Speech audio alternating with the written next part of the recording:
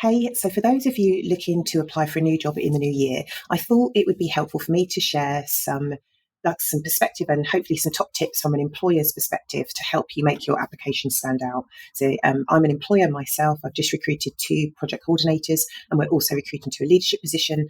And when I'm working with our primary care network clients, THC Primary Care is currently overseeing a workforce budget of over £2 million, which is set to increase in the new financial year. So we are recruiting all of the time. We've seen some amazing applications and we just whip those people up like, yes, I found you. When can you start? But that is rare. I'm not going to lie, that is rare. So I want you to make my life easier.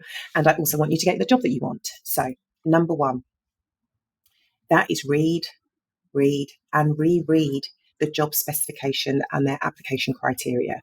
So few people do this. It's so frustrating.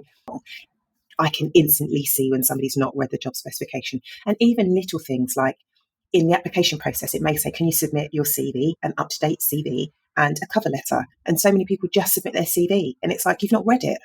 And if you've just discounted yourself immediately because you've not taken the extra few minutes to go through, read it, highlight it, make notes to make sure you've checked off all of the criteria in order for you to make it to the next round. So read the criteria, please. Yeah, the second thing I would say is I really like it when people showcase like key achievements and key accomplishments on their CVs, which align to the job specification.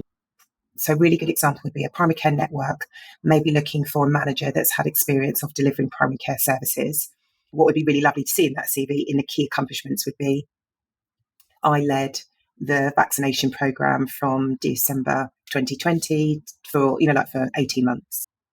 So you're making it really easy to showcase to the employer what you have achieved and what you have led and what you have accomplished. Another good example that I've seen is where in a primary care network, you may have been the first pharmacist that network has hired and you were instrumental, or you wrote the standard operating procedures.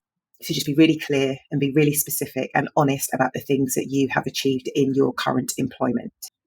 And then my final tip would be, if you're going to contact your potential employer and make it very clear to them that you want to submit your job application, to make yourself stand out, I would try to do that before the closing date.